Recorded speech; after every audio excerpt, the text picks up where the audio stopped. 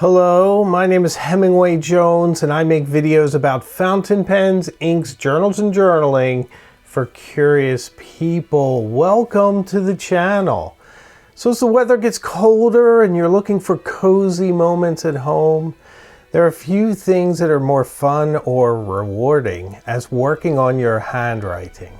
So today we're going to have a little bit of fun with the cursive alphabet. Just talk about some of the letter forms and some of the variations. So let's have some fun together.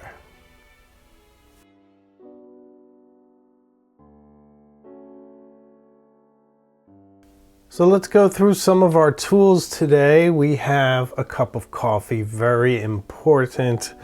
That will keep me motivated and focused. I also have my beautiful 100-year-old Egyptomania inkwell full of Jacques Herbin Eclat de Saphir ink, one of my favorites, if not my favorite ink. And the reason for that is today's pen that we'll be using is the Mont Blanc 146 with a calligraphy nib, and I have no idea how much ink I have in here. I use this pen quite a bit, so we might have to ink up in the middle of proceedings. We're also going to use this Clairefontaine Triomphe paper with a lined guide behind it, just to keep our lines pretty. And we'll do our best to keep the slant nice and consistent. You always want a nice slant with your cursive writing, okay?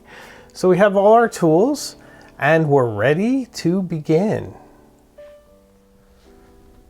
There's probably no place better to begin than at the beginning of the alphabet. And why not start with a capital letter A?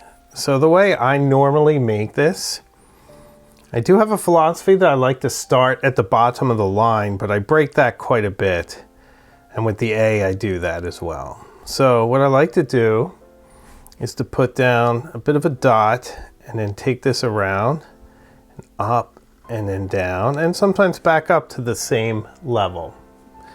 So you get something very nice there, and you just do a little cross and you have a very effective capital A. I quite like this one.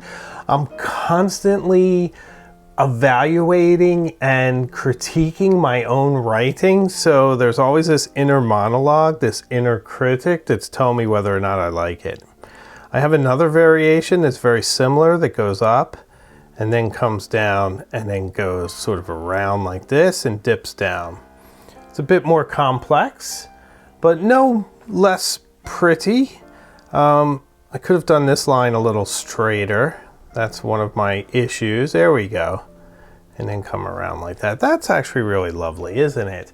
This always reminds me of a sailboat. And this is the sail. And maybe this is the hull. Just kind of has that stylized look. So generally this would be my letter A. Also occasionally I do it a little bit more simple, something like that, or I'll start at the bottom line, land big, and then bring it up. So there's a lot of different ways to do this letter, but they're all pretty magnificent. So my capital letter B has so many variations, but philosophically I like to have a very big downstroke that anchors onto the bottom line, and then it usually goes behind it around and then loops around it almost as if it's tied there like a bow.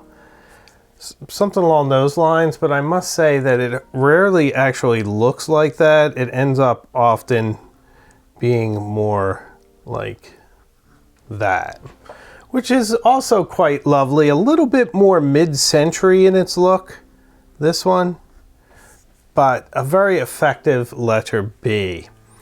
So let's roll right into C. C is problematic for me because you really need a nice consistent arch that's going to mirror your other letters, and I just didn't do it there, and I rarely do it right.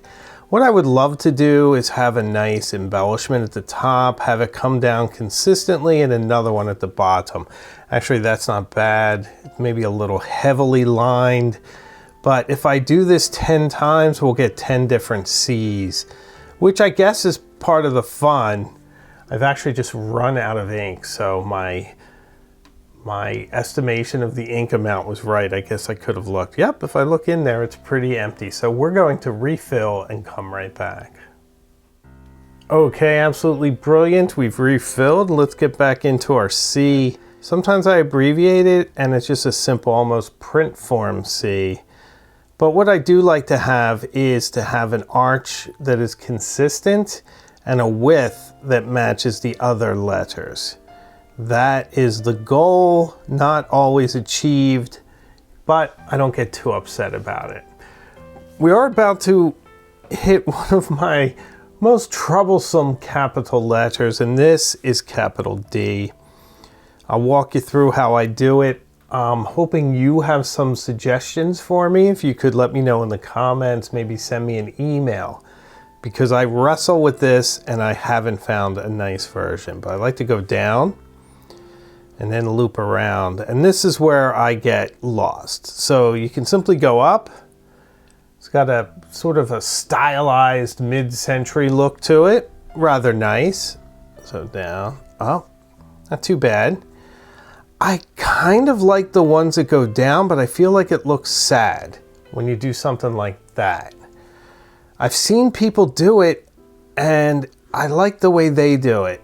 I don't like the way that turned out, but I just feel like anytime it comes too drastically, too quickly down, you're sort of losing your momentum and almost expressing a different emotion.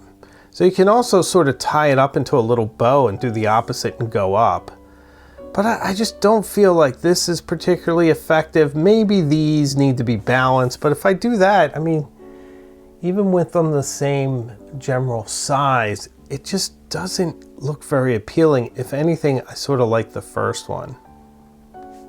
That's complete rubbish what I did there. I'm not even sure if that's a letter of the alphabet.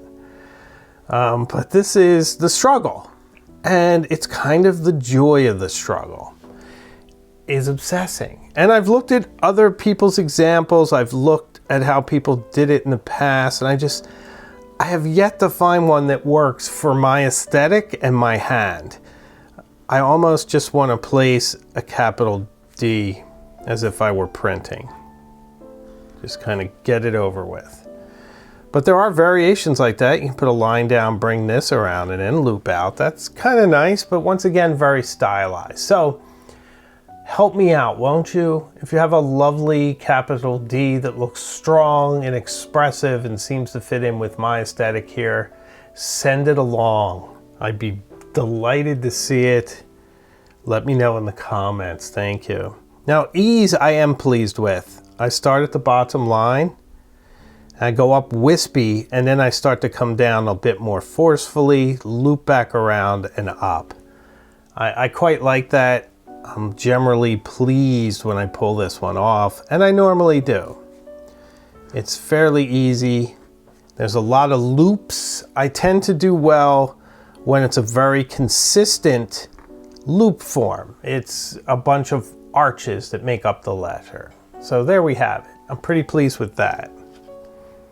Let's get into F, shall we? Now, F is a lot of fun, especially if you want to do something stylized. I quite like an F that almost looks like the Fender logo on Fender guitars, where it has a little loop up there. This would be a T, wouldn't it? But then you just put this little, almost like a little pig's tail through the center, and you have an F. Or if you even want to make it more stylized, you could just put a line through it. You could eliminate that loop and just put a little wave form and then a nice straight line in the center. So that's very nice. So this is generally my F's, some version of this.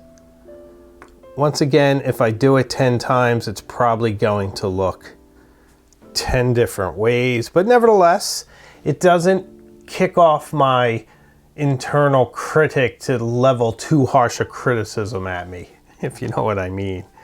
Now, G's are interesting because it's a weird looking letter. You come up, around, like that. That's sort of the General Mills G, if you will, if you know the General Mills symbol, or at least what it used to be. Once again, you have a bunch of different variations of that. Just pretty nice, but there's also this other G, which just takes up a lot of real estate. So essentially it goes below the line, but it has a full capital form above the line.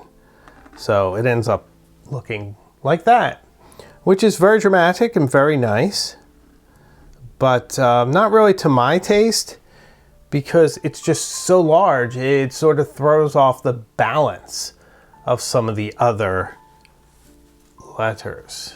Now next is the letter H, which mine is generally just a sort of a harpoon shape with a straight line or slightly curving line next to it and a line across. So that's how I've done it for years, but my wife is named Helen, and she has a fantastic H that I've been trying to emulate, and it sort of goes up and then it goes down and it loops, and then you try to make this line kind of straight, and then there's a big loop and it goes like that. So it's some version of that. It's a shame she's not here to show you how great hers is. Mine is serviceable, as my writing generally is, but we're practicing together, you and me, and there are so many variations. There's very little right and wrong. I am not a calligrapher. I like interesting and stylized handwriting. So that's what I'm aspiring toward. I'm not aspiring toward perfection. So, all right, let's just dive into I, shall we? So I also looks a bit like a boat. You make the hull, you go up to the bow, now you're going up to the sail and looping down. So it sort of looks like a stylized sailboat. Really a lovely letter. And this is generally the only I use. I do occasionally throw in a print I, which would just be something like that, which just sometimes just looks cool. But this is the I that I very much enjoy making. Now J, for me, is another quite large one. And this is my middle initial of my name. So I write this one quite a bit. Also sort of nautical. You're forming a sail. It's going up, and then the mast plunges down below the depths, curls back up, and would lead off into the rest of the word. So very nice. You could leave an opening at the top if you like, which I just didn't do, but we'll try again. And then around. By the way, this pen is making an excellent scribing noise. Love it. Love it. Okay, K. K has the bit of that harpoon shape I talked about before, a little tail in the end of the line, plunges down, and then boldly is tied, like that. Very simple. I like this. My inner critic is not mad at me. There's a bit of line variation there depending on how much pressure one applies. You always want to apply your line pressure with your flex pens going down. I lost one of my light sources, but we're just going to improvise and do the best we can. So next up, an L. L, very stylized, very loopy, very nice. I have no problems with this L. This is generally the L I use. You can strip it down and do something like that. There's a lot of different things you can do, but for me, this is an L. Now my M's are a little bit extravagant. I don't know why I do them the way I do. I think I do kind of more humps than most people do, but this is my M. Some people do it more like this, and it just, to me, that looks like an N, but I've seen it. So I'd like to be wispy with my first one if I can, and then down. And I think that's quite effective and lovely, and I really don't use any other form for M. This is my M. Now, And I sometimes start the same way and then do something like that. I'm also sort of steeped into this mid-century N that we did in grade school. Has sort of a little squiggly pig's tail, if you will, going in and down. I kind of don't like when I use that, but I do use it. So there's N. Oh, one of the easier ones. It's super fun to stylize. I'm never effective at it. So let's write a little bigger here. So you can go around, like, you can certainly miss that line and parallel it and get a little bit of variation that's fun. You can also start over here and go down and then miss and then loop, which is also kind of cool if you pull it off. I'm not sure I did. So something along those lines. That actually looks a little sad. That's a sad O. It's sort of like an overripe apple, that O right there. So O is deceptively difficult. Let's put it that way. P, sometimes a big squiggly line and then a loop that almost looks like a printed P. My mid-century style of Palmer handwriting goes back to this P. Quite dramatic. It's a wedding invitation P, but it's not easily confused with another letter. Okay, sadly, Q gets us right back into that same neighborhood as O. You basically have to make an O and then just put a little squiggly at the bottom. Sometimes if you do too dramatic one above it, then they compete. You'll have sort of competing focal points. It's almost better not to put one at the top or to limit it. Keep it internal like that. That's actually not too bad if these lines were straight. That looks like a 2. I didn't do this line thick enough. There we go. So that's a nice Q. I've actually seen people do Qs that sort of look like 2s. I've seen Zs that look like 2s as well. Now R puts us back into P territory. Very nice. R's. A P, and then a little bow and a foot. Ooh, the pen sounds really dramatic when I do that. Nice thick foot, quite like this.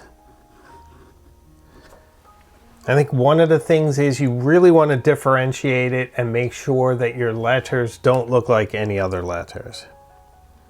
So S also feels like a sailboat to me, but you come up, loop, come down, and then you can do this sort of straight line across, very nautical looking, and then there's a bunch of variations. You make the loop smaller at the top, you make this more of a squiggle, and it looks like musical notation, which is really lovely. Actually, this is the best letter I've drawn all day. This is really lovely. I really like it. I'm gonna try to do it again, and I'm not too bad. It's not too bad. It's off, but it's not so bad. Here we go. I think I like this one. Now S is my last initial, so I get a lot of practice with S's. And it's funny, when I sign my name, my S looks like that, some version of that. So I am not consistent, but when I write, if you get a letter from me or whatnot, it would have an S that looks more, some version of that. Very nice. I'm kind of happy. Now we're going to hit my first initial. But you know what? First, let's start a new page. Okay, we're going to start a new page. I'm almost out of paper here. I've written quite a few letters to our Illuminati and Cognoscenti members through our letter exchange.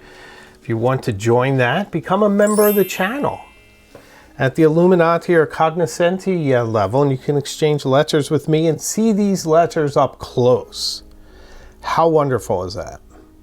So my T starts at the top line and then plunges down and goes up. That was okay. This is one of my T's. I have a lot of T's because T is my first initial, and I think we all play around with our initials. I often just do it like this when I write my name.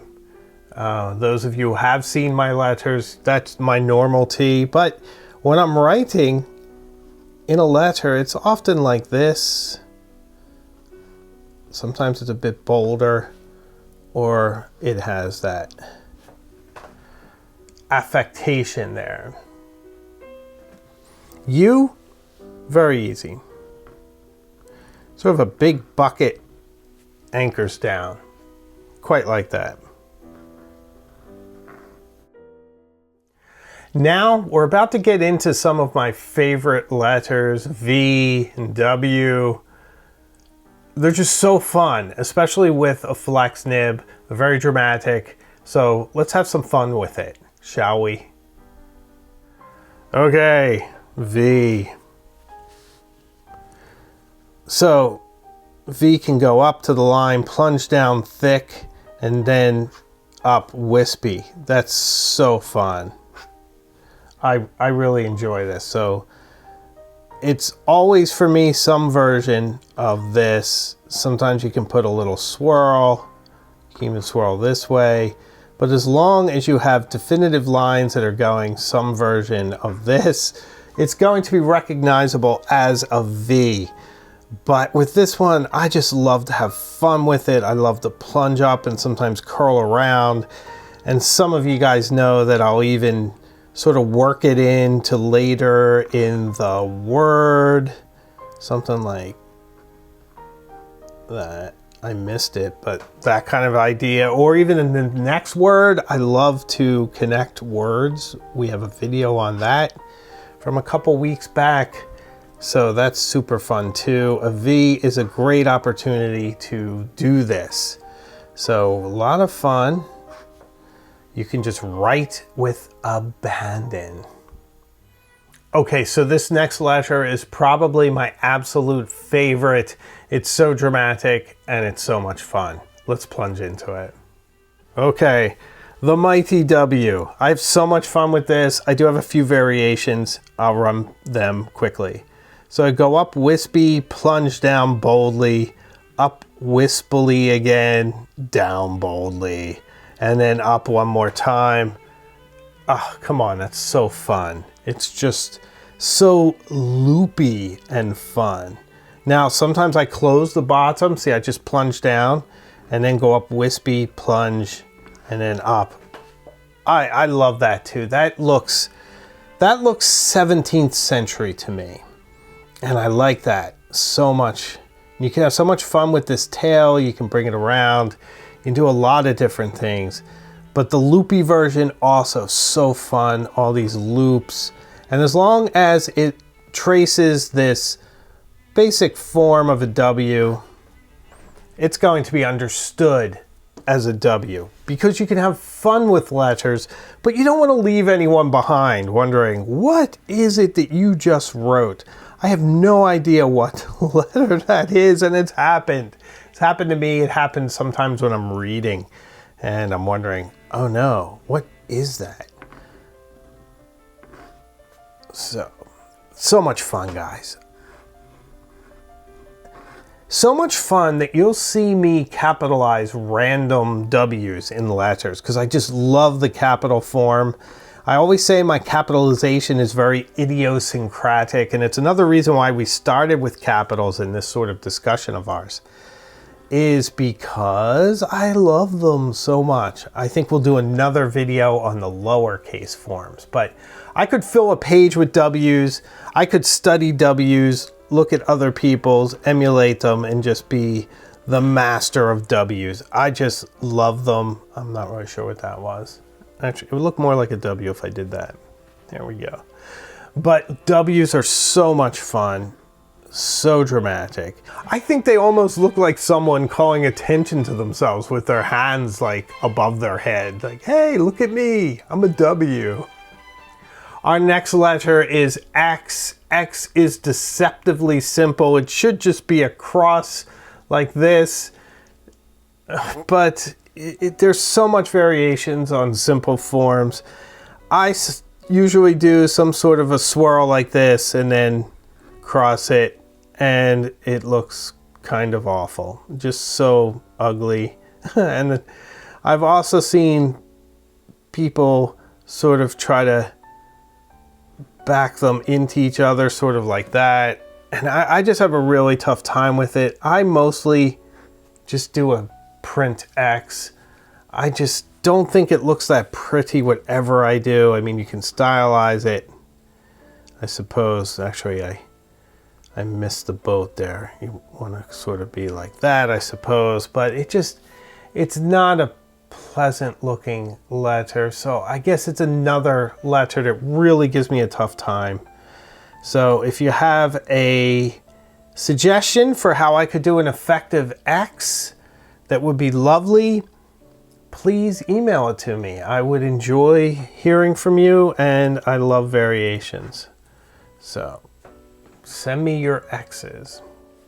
Why though? I have a little bit more of a handle on. It's like a big bucket, comes around. Definitely takes up a lot of real estate, but it's dramatic and it's fun. Well, we're almost through the alphabet. We have one more letter, so let's wrap it up with the mighty letter Z. Okay, so I have a few letter Z's. I sometimes do some version of this. I think mostly being a Led Zeppelin fan, I am referencing the sort of strange symbology on the fourth Led Zeppelin album. So you will see Z's that look a bit like that. Not so much like that. I also sometimes just do them sort of cursively, almost like a 7 with a tail. But my usual Z is that Palmer method one we all learned years ago. But it can look a bit like a J. So I guess you have to be careful with that. So Z is a lot of fun. It's very dramatic, but it's also a little weird. You can just do that. You can do a lot of different things. I think that's part of the fun with letters. So I think the fun with letters is just writing, diving in, trying different variations, and switch it up as you go along and just really enjoy the process of writing. The obsessiveness is part of the fun, part of the enjoyment. So if you've reached this point in the video and you haven't subscribed, please do. I think you like this kind of content, and I think you'll love the different places that we go to. Also, if you really want to support the channel, become a member. So it'd be fantastic to have your support to keep the lights on and to make this a viable long-term channel. I'd appreciate it. So I release new videos each week, and I have a live show Tuesday nights at 8 p.m. Eastern Time. So I promise we will see each other again very soon, further up the road. So take care.